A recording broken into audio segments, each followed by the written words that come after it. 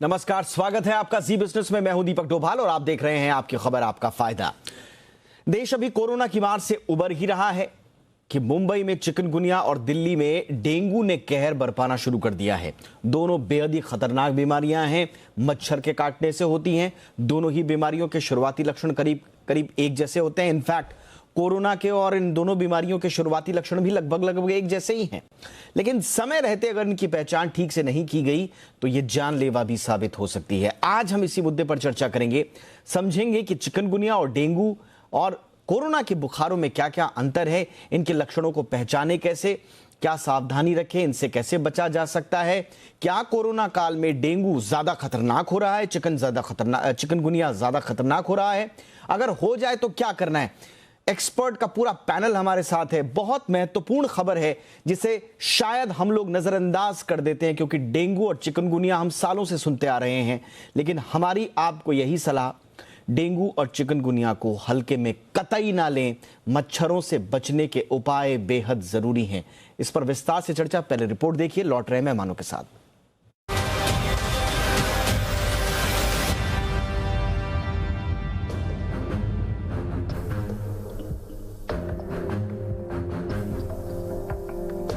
Corona अभी कमजोर हुआ ही था कि डेंगू और चिकनगुनिया ने पैर पसार लिए हैं। मुंबई में चिकनगुनिया और दिल्ली एनसीआर सहित यूपी, बिहार, राजस्थान, मध्य प्रदेश में डेंगू ने भी कहर बरपाना शुरू कर दिया है। दरअसल दोनों ही बीमारी एडीज नामक मच्छरों के काटने से होती है, लेकिन चिकनगुनिया जहां जीनस अल्फा वायरस के चलते हो, वहीं डेंगू जीनस प्लेवी वायरस के चलते होता है। चिकनगुनिया के दूसरे लक्षणों की बात करें तो शुरुआत में इसमें वायरल फीवर जैसे लक्षण होते हैं, जो काफी हद तक मलेरिया और डेंगू से मिलते जुलते हैं। इसमें मरीज को तेज बुखार के साथ बीच बीच में कपकपी जैसी ठंड महसूस होती है, लेकिन जब जोड़ों में दर्द बढ़ने के साथ सूजन आने लगती है तो पता चलता है कि मरीज चिकनगुनिया की चपेट में आ चुका है। बाकी लक्षणों की बात करें तो इसमें तेज सिर दर्द, शरीर में थकान, गले में खराश और पीठ में दर्द होना आम बात है। वहीं डेंगू के लक्षणों की बात करें तो इसमें प्लेटलेट्स गिरने के साथ तेज बुखार रहता है। मरीज की आंखें लाल होने के साथ स्किन का रंग भी हल्का लाल होने लगता है। डेंगू बुखार में खून में कमी हो जाती है। कुछ मामलों में मरीज को चक्कर आते हैं और रोगी के मुंह का स्वाद बदल जाता है। इसके अलावा उल्टियां आती हैं और ब्लड प्रेशर भी गिर जाता है। अब इसके बचाव पर बात करते हैं। दरअसल इन दोनों ही बीमारियों का अब तक कोई टीका तैयार नहीं हुआ है। चिकनगुनिया और डेंगू के मरीज के शरीर में पानी की कमी नहीं होने देनी चाहिए। तली भुनी चीजें तो बिल्कुल नहीं खाना चाहिए और बॉडी की इम्यूनिटी को भी बनाए रखना बेहद जरूरी होता है। वहीं से बचाव के लिए अपने आसपास साफ सफाई रखें, मच्छरों को पनपने न दें, पूरी आस्तीन के कपड़े पहनें और जहां तक हो सके मच्छरों से बचाव के लिए मॉस्किटो रेपेलेंट और मच्छरदानी का इस्तेमाल करें। अगर ये एहतियात बरतते हैं तो काफी हद तक इन बीमारियों से बचा जा सकता है। ब्यूरो रिपोर्ट, जी मीडिया। और आइए अब आपको बताते हैं कि आज हम किन मुद्दों पर, किन सवालों के इर्द गिर्द चर्चा करेंगे। तो आज के हमारे 3 सवाल हैं। पहला सवाल, कोरोना काल में डेंगू का अटैक कितना खतरनाक है। जैसा कि हम कह रहे हैं कि कोरोना से टपके और कहीं डेंगू पर तो नहीं अटक गए हैं। दूसरा सवाल, डेंगू, चिकनगुनिया और कोरोना के बुखार में अंतर क्या है। कई जगह से खबरें आ रही हैं, लोगों को समझ में नहीं आ रहा उन्हें कोरोना हुआ, डेंगू हो गया या चिकनगुनिया हो गया, इसको भी समझेंगे। और तीसरा सवाल आज का, कोरोना का टीका आ गया लेकिन डेंगू का क्यों नहीं आया, कहां तक इस पर रिसर्चेस वगैरह पहुंची हैं, हम इस पर भी करेंगे चर्चा अपने खास मेहमानों के साथ। मेहमानों का परिचय आपसे आज करवा देते हैं। हमारे साथ 3 खास मेहमान इस वक्त हमारे साथ जुड़ चुके हैं। डॉक्टर अजय हांडा साहब हमारे साथ जुड़ चुके हैं, स्वास्थ्य अधिकारी हैं EDMC, east Delhi municipal corporation के। डॉक्टर हांडा, बहुत बहुत स्वागत है सर आपका हमारे शो पर। हमारे साथ है doctor Gautam Bhansali, senior physician है बॉम्बे हॉस्पिटल के। डॉक्टर भंसाली, बहुत बहुत स्वागत है सर आपका हमारे शो पर। और हमारे साथ है doctor Swati Maheshwari, senior physician है, बहुत बहुत स्वागत है डॉक्टर स्वाति आपका भी। डॉक्टर हांडा, आपसे ही चर्चा की शुरुआत करेंगे क्योंकि दिल्ली में डेंगू का कहर एक बार फिर लोगों को डरा रहा है।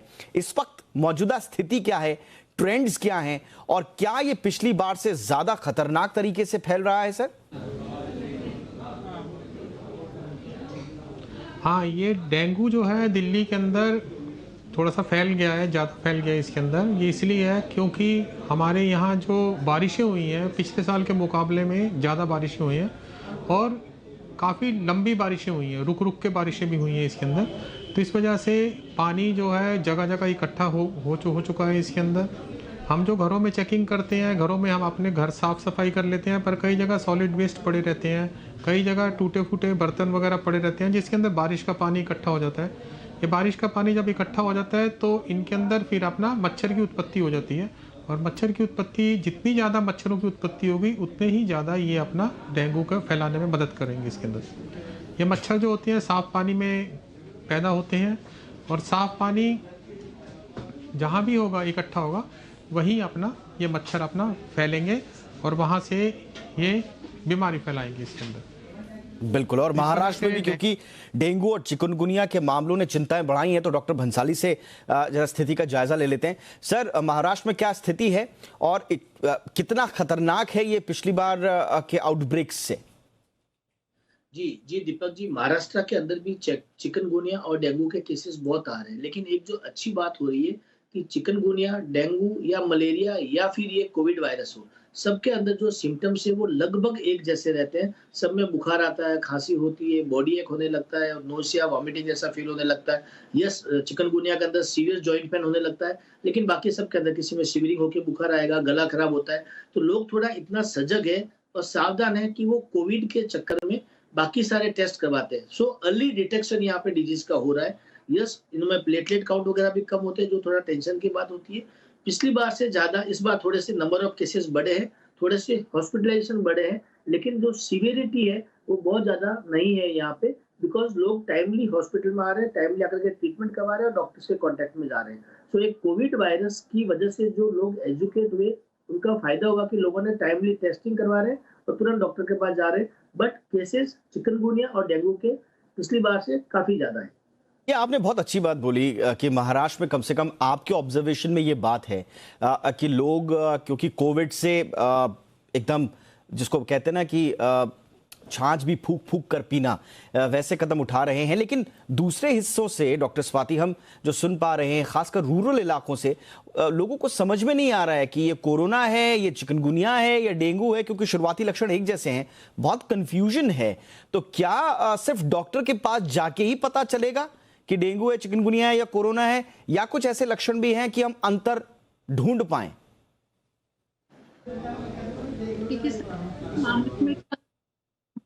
क्योंकि जैसे भी डॉक्टर साहब ने भी बोला कि शुरू के दिनों में तेज बुखार, ठंड लगना, सर दर्द होना, और यही ज्यादातर परेशानियां रहती हैं। कुछ लोग कहते हैं कि बहुत वॉमिटिंग सेंसेशन हो रहा है, ठीक से नहीं खा पा रहे, लेकिन कुछ दिन के बाद थोड़ा सा डिफरेंट आसान हो जाता है। जैसे दिल्ली के अगर आपके शरीर पर आ रहे हो, उसमें बहुत खुजली हो रही है, तो ये डेंगू की तरफ ज्यादा संकेत करता है। वहीं अगर बुखार के साथ आपको जॉइंट पेन्स हो रहे हैं, मतलब जोड़ों में बहुत दर्द हो रहा है और सूजन भी दिखाई दे रही है उनमें, तो ये चिकनगुनिया की तरफ ज्यादा संकेत करता है। और कोरोना में अगर आप देखें तो तेज बुखार के साथ खांसी, बलगम, ये समस्याएं ज्यादा आती है। लेकिन वही बात है कि शुरू के दिनों में बहुत मुश्किल होता है पहचानना, इसलिए खास तौर से हर किसी को ये याद रखना है कि इस सीजन में अगर बुखार होता है तो हमें एस्पिरिन, ब्रूफिन जैसी गोलियां बिल्कुल नहीं लेनी है, चाहे हमें पता है या नहीं पता है कि हमें डेंगू है या नहीं है, तो भी नहीं लेनी है। केवल क्रोसिन या पैरासिटामोल जिसे हम बोलते हैं वही लेने की जरूरत है। और साथ में हर बुखार के साथ अगर आप देखें तो एक जो सबसे जरूरी चीज है वो है हाइड्रेशन मेंटेन करना।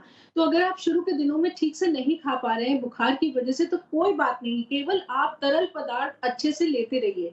इसका मतलब ये है कि आप जैसे पानी या कोई भी और तरल पदार्थ है, जूस है, नारियल पानी है, सूप है, इनको अपने पास रखिए। और जरूरी नहीं है कि आप एक ही बार में पूरा ग्लास खत्म करेंगे। अगर आप थोड़े थोड़े घूंट लेते रहे, थोड़ी थोड़ी देर पर लेते रहे, तो उससे आप ये जो पूरी जंग है इसको आसानी से जीत सकते हैं। क्योंकि जैसे जैसे शरीर में पानी की कमी होती है, वैसे वैसे इन सारी जो बीमारियां, इनके कॉम्प्लिकेशंस होने की संभावनाएं ज्यादा बढ़ती जाती है। इसलिए खास तौर से इस बात का ध्यान रखें। और डेंगू में क्योंकि खून का रिसाव होने की समस्या रहती है, इसलिए ये ध्यान रखें कि अगर आप यूरिन करने जा रहे हैं या मल त्यागने जा रहे हैं, तो वहां पर ध्यान रखें कि आपका डार्क कलर का तो नहीं हो रहा है, लाल तो नहीं हो रहा है, मसूड़ों से खून तो नहीं आ रहा है या नाक से तो नहीं आ रहा है। ये खास तौर से ध्यान रखें। और ऐसे में कुछ दिन के लिए ब्रश का इस्तेमाल ना करें, उंगली से ब्रश करें, वो उससे इंजरी होने के चांसेस कम रहते हैं, ब्लीडिंग होने के चांसेस कम रहते हैं।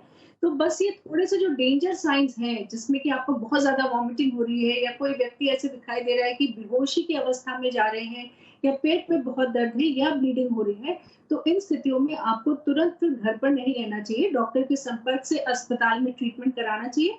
लेकिन मैक्सिमम लोग घर में रह करके आसानी से ठीक हो सकते हैं अगर आप डेंजर साइंस का ध्यान रखें और हाइड्रेशन अच्छा रखें। और साथ ही मैं बोलूंगी कि इन बीमारियों में लिवर पर असर पड़ता है, उसके एंजाइम्स बढ़ जाते हैं, इसलिए आपको ज्यादा फ्राइड खाना, ज्यादा स्पाइसी खाना, ये चीजों को थोड़ा अवॉइड करना चाहिए। अगर हम ताजा घर का बना हुआ खाना खाएं तो हमें जो है जल्दी रिकवरी होती है, और जो नौजिया हो रहा होता है, जो बार बार आपको लग रहा होता है कि कुछ नहीं खाया जा रहा, उसमें भी आराम मिलता है। क्योंकि लिवर अगर आपका जो है, आप ऐसा खाना खाएंगे कि लिवर आपका थोड़ा सा सुरक्षित रहे, तो आपको जल्दी आराम महसूस होता है और आप जल्दी इस बीमारी से बाहर आ सकते हैं। सबसे इंपॉर्टेंट बात यह है कि कोई भी लक्षण हो, डरे नहीं, पैनिक न करें, लेकिन उसे नजरअंदाज भी नहीं करना है।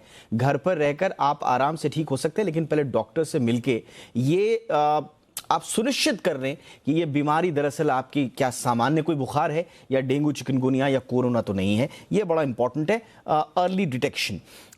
डॉक्टर अजय हांडा, अब हम तो सभी देख रहे हैं, बहुत सारे सीरो सर्वेज भी आ गए हैं कि एक बड़ी आबादी में जो है वो एंटीबॉडीज कोरोना की हैं, यानी कि हम मान के चल रहे हैं कि एक बड़ी आबादी को कोरोना ऑलरेडी हो चुका है। ऐसे में अगर डेंगू हो जाता है या चिकनगुनिया हो जाता है तो क्या खतरा ज्यादा है मरीज के लिए? नहीं, देखिए, डेंगू एक अलग चीज़ है, ये अपना मच्छर के काटने से होता है, ये भी वायरस फीवर है। और कोरोना जो है ये भी एक तरह का वायरस फीवर है, ये भी अपना उसके अंदर होता है, ये सांस की बीमारी से फैलता है एक व्यक्ति से दूसरे व्यक्ति के अंदर। और डेंगू और चिकनगुनिया दोनों अलग अलग चीज़ है, इनकी जो लाइफ साइकिल है, जो इसकी वायरस की, दोनों अलग अलग है इसके अंदर। खतरा तो डेफिनेटली ज़्यादा है जब इम्यूनिटी कम हो जाती है, कोरोना के अंदर जब इम्यूनिटी कम हो जाती है तो उसके बाद ये जब डेंगू का प्रकोप होता है तो और भी सीवियर हो जाता है उसके अंदर। तो दोनों अलग अलग चीज़ें हैं, परंतु ये दोनों लिंक भी हैं। अगर एक किसी के अंदर कोरोना के अंदर पहले हो गया, इम्यूनिटी उसकी कम हो गई है, तो उसके बाद डेंगू होगा तो उसको और भी ज़्यादा खतरा हो जाएगा, क्योंकि वायरस इन्फेक्शन है, फल्मिनेटिंग वायरस इन्फेक्शन आ जाएगा इसके अंदर। दोनों अलग अलग है sir. Okay, doctor Gautam Bansali, जैसे कोरोना के नए नए स्ट्रेन्स के बारे में हमने सुना है, क्या कोई डेंगू और चिकनगुनिया के भी कुछ स्ट्रेन्स होते हैं? क्योंकि मैं पढ़ रहा हूँ कि डेंगू का डेन 2 स्ट्रेन बड़ा खतरनाक होता है और इस बार इसकी चर्चा भी काफी है। तो क्या स्ट्रेन्स होते हैं इनमें सर? जी जी दीपक जी, जैसे डेंगू इसके अंदर कोविड में होते हैं, उसी तरह से डेंगू के अंदर भी 1 से लेकर के 4 टाइप के अलग अलग तरह के स्ट्रेन इसके अंदर भी होते हैं। और जो 2 वाला स्ट्रेन है वो थोड़ा सा खतरनाक होता है इसके अंदर, जिसमें जाकर के patient finally dengue septic shock में चला जाता है। तो ये थोड़ा सा स्ट्रेन अलग अलग टाइप का रहता है इसके अंदर। बट अगर अर्ली डिटेक्शन होता है, टाइमली पेशेंट टाइमली डॉक्टर के पास आता है, प्लेटलेट काउंट अगर उस पर ध्यान रखा जाता है, और हाइड्रेशन अगर, जैसे डॉक्टर स्वाति ने भी बताया, हाइड्रेशन अगर प्रॉपर मेंटेन किया जाता है तो इस खराब वाली जो स्थिति आती है उससे भी बचा जा सकता है। इसके लिए वैक्सीनेशन का भी काम चल रहा है डेंगू के ऊपर। बट यस, अलग अलग टाइप के स्ट्रेन है। चिकनगुनिया में इतना नहीं है, बट डेंगू के अंदर अलग टाइप के स्ट्रेन आते हैं और वो मिल भी रहे हैं। अभी इस टाइम में 2 वाला जो स्ट्रेन है वो थोड़ा सा डेंजरस साबित हो भी रहा है। डॉक्टर स्वाति, एक थोड़ा सा मुझे चिंता की बात जो लगती है, क्योंकि बहुत सारी खबरें हमारे पास आती हैं कि कोरोना काल में एक्चुअली लोगों ने ऑलरेडी ब्लड डोनेशन करना एक तरह से बंद कर दिया था, और हम देख रहे हैं कि डेंगू में तो प्लेटलेट्स की बहुत ज़्यादा ज़रूरत होती है। जो ब्लड बैंक्स हैं उनमें ब्लड की ऑलरेडी कमी है। कितना ये चिंता का विषय है, और इस मोर्चे पर क्या हमें डेंगू और चिकनगुनिया के बढ़ते खतरे को देखते हुए थोड़ा सा डोनेशंस वगैरह पे भी अब ध्यान देना होगा वापस? ये बहुत ही अच्छा मुद्दा आपने उठाया दीपक जी, मैं कहूंगी, क्योंकि ये समस्या है जिससे सबसे ज्यादा लोग डेंगू के वक्त में जूझते हैं। क्योंकि जिनके भी घर में प्लेटलेट्स कम हो रहे होते हैं मरीजों में, उनके लिए एक बहुत चिंता का विषय होता है कि कहाँ से प्लेटलेट्स लेकर के आए। और ऐसे में लोगों को जरूर आगे आकर के डोनेशन करना चाहिए, ताकि क्योंकि उस वक्त हमारे पास सबसे अच्छा कारगर उपाय जो है वो यही है कि जिनको अगर ब्लीडिंग हो रही है और प्लेटलेट काउंट्स बहुत कम हो गए, खतरे की सीमा से नीचे आ गए, तो ऐसे में उन्हें हमें प्लेटलेट्स देने पड़ते हैं। और कई बार काफी सारे यूनिट्स हमें देने पड़ते हैं, 4-4, 5-5 यूनिट्स देने की जरूरत पड़ जाती है। इसलिए जितने ज्यादा लोग आगे आकर के डोनेट करें, वो मेरे ख्याल से बाकी लोगों की जिंदगी बचाने के लिए बहुत जरूरी होगा। तो जरूर लोगों से अपील रहेगी कि की डोनेशन करें और आगे आकर के मदद करें दूसरे लोगों की, ताकि वो इस कठिन समस्या से निकल सके। और जितनी तेजी से चिकनगुनिया में, लेकिन इसमें डेंगू में जितनी तेजी से प्लेटलेट्स कम होते हैं उतनी तेजी से बढ़ते भी हैं। तो लोग पैनिक ना करें, इस बात का ध्यान रखें कि आप डॉक्टर के संपर्क में रहें और क्या डेंजर लाइन है ये डॉक्टर्स आपको बताते हैं कि कितने समय तक हम वेट करेंगे कि हमें प्लेटलेट्स देने की जरूरत नहीं है। क्योंकि हमने रिवर्स भी देखा है कि जरा सा ही प्लेटलेट काउंट कम होना शुरू हुआ और लोग पैनिक करने लगते हैं और सोचते हैं कि प्लेटलेट्स चढ़वा लेते हैं। ऐसा बिल्कुल भी नहीं है। तो एक हम लिमिट तक वेट करते हैं और पेशेंट की कंडीशन कैसी है, उसकी फिजिकल कंडीशन कैसी है, इसका ध्यान रखते हुए तभी हम प्लेटलेट जो है वो चढ़ाने का निर्णय लेते हैं। और ऐसी स्थिति में जरूर वो जीवनदायिनी होता है और उससे जो है बाहर आ जाते हैं लोग। बिल्कुल। डॉक्टर हांडा, हमने कोरोना से सबक लेते हुए युद्ध स्तर पर काम किया। सिर्फ एक देश ने नहीं, तमाम देशों ने मिलकर एक वैश्विक युद्ध स्तर पर काम किया और हमने कोरोना का टीका बनाने में सफलता पाई। अब ये डेंगू, चिकनगुनिया, ये तो सर हमारे बीच की ये बहुत पुरानी बीमारियां हैं। इनमें टीके नहीं आ पाना, इनका स्टेटस क्या है और ये कितना चिंताजनक है और क्या उम्मीद रखें आगे? देखिए, मलेरिया का टीका आपने अभी थोड़े दिन पहले पढ़ा होगा कि WHO ने रिकॉग्निशन दे दी है मलेरिया के टीके के अंदर, और अफ्रीका की, साउथ अफ्रीका वाली कंट्री के अंदर लगना भी शुरू हो गया ये टीका। तो ये कितना कामयाब है, क्या है इसके अंदर, तो अभी इसकी रिपोर्ट अभी आई नहीं है इसके अंदर, परंतु ये WHO की रिकमेंडेशन के बाद ये कामयाब होगा ही होगा इसके अंदर। परंतु डेंगू का टीका अभी ये है ट्रायल फेज़ के अंदर है, कई कंट्री में शुरुआत भी हो चुकी है इसके अंदर, परंतु अभी इसकी ट्रायल रिपोर्ट नहीं आई कितना कामयाब है, अभी ट्रायल फेज़ के अंदर है ये। परंतु ये हम इसको टीके के अलावा हम इसको अपने घरों में साफ़ सफाई करके, पानी का जो कलेक्शन है उनको हटा के, या कुछ साधारण मेथड करके, जहाँ पानी इकट्ठा है हम उसमें तेल डाल दें, मिट्टी का तेल डाल दें, तो एक लेयर सी बन जाती है उसके अंदर। हम इन्हीं चीज़ों से भी बच सकते हैं इसके अंदर। इसको टीके से भी ज़्यादा कामयाबी हमारी यही है कि अगर हम अपना छोटी छोटी सावधानियां बरतें घरों के अंदर, कहीं पानी इकट्ठा ना होने दें, और जहाँ भी पानी इकट्ठा ना हो तो उसके अंदर मिट्टी का तेल डाल दें, जहाँ पानी इकट्ठा हो उसके अंदर मिट्टी का तेल डाल दें।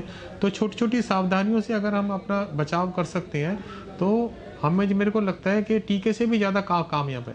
कोरोना बात बोली टीका बनाया, कामयाब कि हुआ। टीके का इंतजार ना करें, टीके पर तो काम चल ही रहा है, साइंटिस्ट उस पर लगे हुए हैं।